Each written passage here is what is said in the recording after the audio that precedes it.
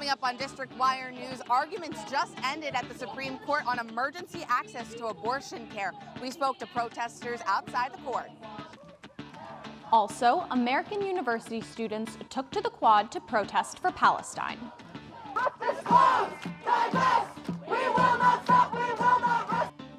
We'll have their reactions, plus a live interview with one of the demonstrators, coming up on District Wire News.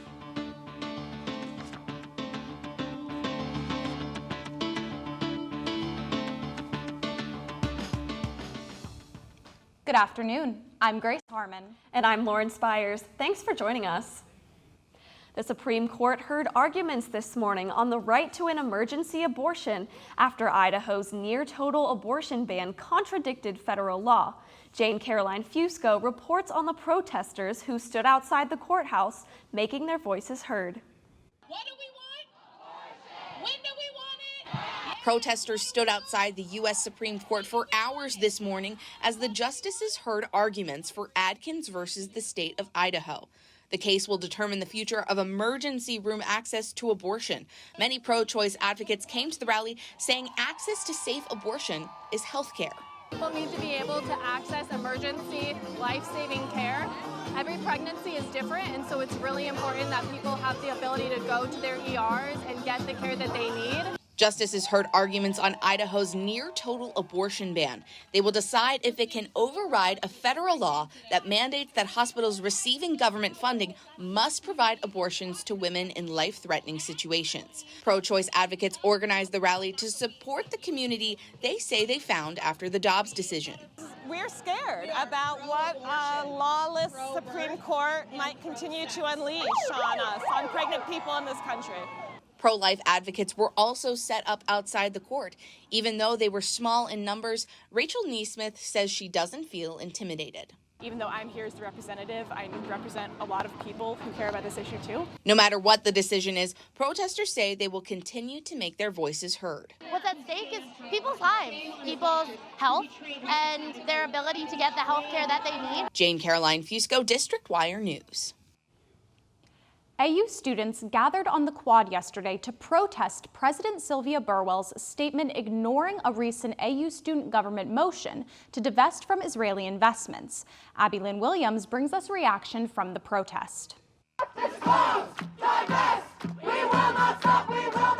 America's college campuses have been a recurring stage for pro-Palestinian activism.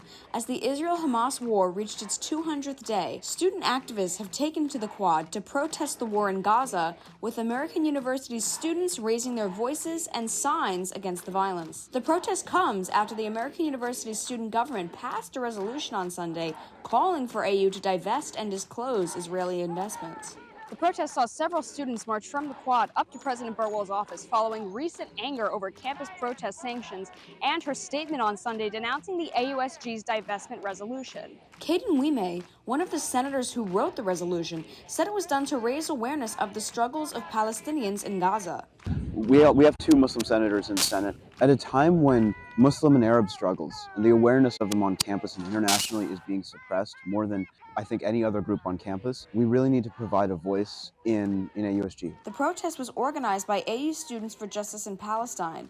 AUSJP told protesters to not speak to the press for fear of retribution. AUSPJ was unavailable for comment. Stevie Early, a student at yesterday's march, said the fear of some protesters was justified, but that it shouldn't stop them from making change. I do think that people's fear is more than justified. However, that does not mean that they should not still stand ground. The protests at AU follow similar protests at colleges like George Washington, USC, Columbia, and Yale have been protesting for days following escalations in the conflict. Reporting from Tenleytown, I'm Abby Lynn Williams, District Wire News. We will speak to the AU Student Government Senator at Large, Caden Wime, to learn more about student government's response to the protests in just a few minutes.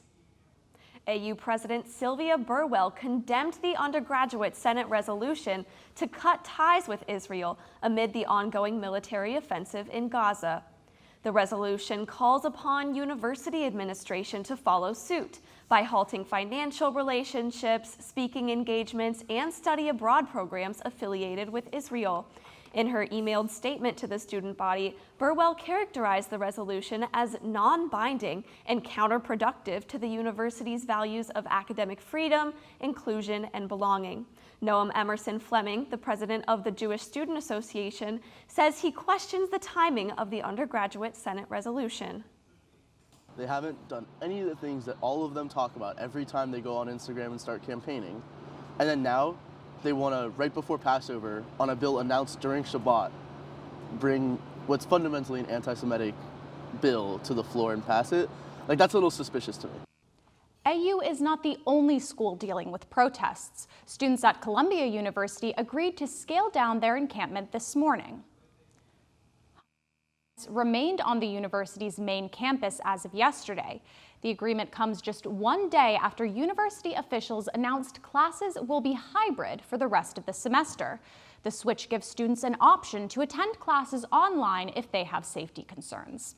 One Columbia University student voices that the protests will continue despite objections from the university president. Today in the Gaza Solidarity Encampment, we are in high spirits. We are united in our cause. We are building community. We are eating together. We are keeping each other safe and warm. We are putting our principles into action, and we plan to continue to do so by being here every day until Columbia divests. Columbia is just one of the schools across the U.S. with encampments protesting the Israel-Gaza conflict. Yale, UC Berkeley, Brown, and MIT are some others coping with large protests on campus. WMATA will close 4 metro stations in Maryland this summer, including the Glenmont, Wheaton, Forest Glen, and Silver Spring metro stops along the Red Line. The Tacoma station will be closed through the end of June. WMATA officials say they're working with MDOT and DDOT to provide travel alternatives to frequent Red Line riders. The organization officials also say they'll create additional bus lanes and express shuttle bus services to and from downtown DC. Coming up after the break, an in-studio interview with the AU Student Government Senator at Large, Caden Wime, discussing their coalition and the university's recent decisions to ban campus protests. Did you hear about the pony with a sore throat? He was a little horse. Today, my boss treated the office to salad wraps. Salad wraps. I know.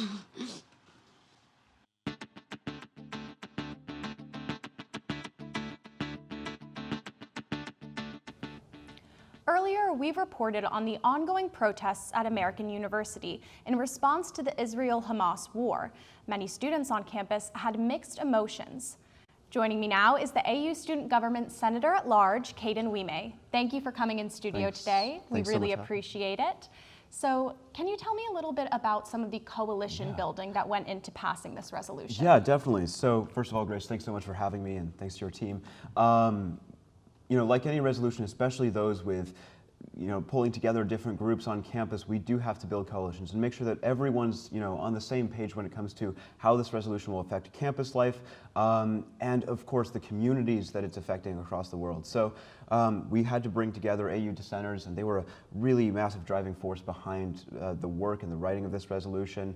Of course, SJP was another co-sponsor on the resolution, but of course we have to bring in Jewish voices, and they, you know, we were always reaffirming that they're not a tokenized force in our movement, right? They are front and center, and our Jewish allies for divestment have been some of our strongest. So, you know, they've also been very much involved in the decision-making process. We had them come speak at public comment on the Senate session when we voted on the resolution, and they will continue to be a part of the conversation going forward. One of the, you know, the aspects of my speech that I gave to the Senate was we will be creating a special commission to research on how we can sustainably divest, and that means that we want to divest without affecting students' tuition, right? So we want to understand the implications for it, because this is a very big decision, but also making sure that we're including our coalition partners and allies A to Z throughout the entire conversation. So they will have seats at the table on that commission.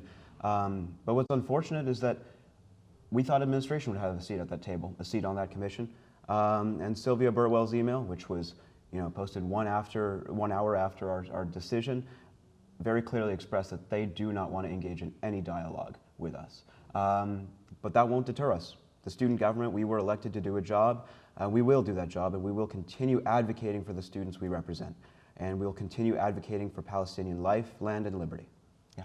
Caden, thank you so much for your time. Yeah, of course. Thank you. Pennsylvania Avenue is no longer DC's most expensive commercial street.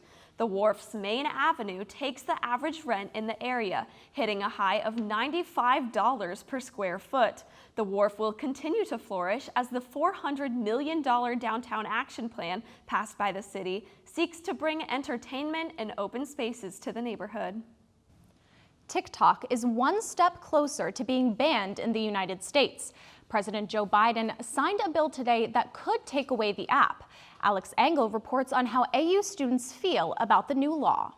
TikTok is a big part of Chloe Dotz's life. Like every day. So President Biden signing a law that would force the sale of the app or face a ban is worrisome to Dotz. I would be pretty upset because I wouldn't be able to discover like a lot of things that I like and just kind of like engaging with content that I'm interested in. And for Elliot Gerlach, he says a possible ban could harm people's rights. So I think that's definitely alarming. The new law gives TikTok's Chinese parent company ByteDance a year to sell the app before a potential ban. The House and Senate passed the legislation attached to a foreign aid bill. Madeline Tangway says lawmakers are putting too much attention on the app. Just overall, there's other things to be focusing on. Gerlach says he thinks the concerns about the Chinese company getting users' data are not as serious as lawmakers have expressed. And I think that the fact that it is a Chinese company, although there may be legitimate security concerns, also I think that they're being a bit over-amplified. And although Dotz would be sad to see the app go, she says it does take up a lot of her day. But like, I think it would be kind of nice though, because I feel like it affected my attention span. TikTok has vowed to fight the new law. For District Wire News, I'm Alex Engel. President Biden signed a $95 billion aid package into law this morning. The package provides aid to Ukraine and Israel, along with support for Taiwan. It also pushes an ultimatum onto TikTok's parent company to sell the platform. President Biden says helping other countries helps America. We're helping Ukraine while at the same time investing in our own industrial base, strengthening our own national security, and supporting jobs in nearly 40 states all across America. Leaders of both parties negotiated the bill while dealing with some GOP members threatening to boot House Speaker Mike Johnson. Officials in Louisiana have issued a state of emergency over a water failure in the Livingston Parish. Residents woke up to brown and discolored water on Monday morning. Some residents refuse to use the water, even outside of the emergency, saying it is a common issue. The water's bad. I mean, the whole town. It's just long years of, it's been in the ground too long. It's time for a new change. The village of Killian, where the emergency was first issued, received one of the state's lowest drinking water scores in 2023. According to U.S. World News report, the state ranks 35th for drinking water quality. Coming up, we'll head to the ballpark. We celebrate the 19th birthday of a beloved D.C. mascot and his President's Race win.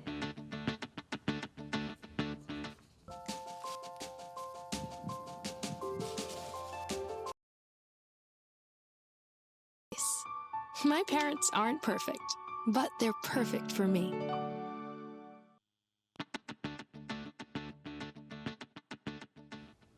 Specialty grocery store Foxtrot announced its abrupt and permanent closure Tuesday morning.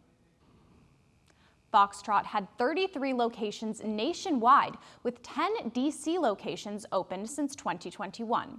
Shocked customers and employees took to social media before any official announcement was made, many saying they were given no notice. The company said on X that they explored many avenues to continue the business but found no viable options. The University of Southern California's former running back, Reggie Bush, is getting his Heisman Trophy back. The trophy is awarded annually to the most outstanding player in college football and was given to Bush in 2005. The trophy was removed from Bush's possession after he was found to have received impermissible benefits from agents during his time at USC. The Justice Department has agreed to pay nearly $139 million in the settlement against disgraced Team USA gymnastics physician Larry Nassar. The settlement is one of the largest in Justice Department history and closes the case that consumed sports coverage for years. The victim's attorney, John Manley, spoke to the importance of the ruling. I've never seen anything like it. It was a conspiracy.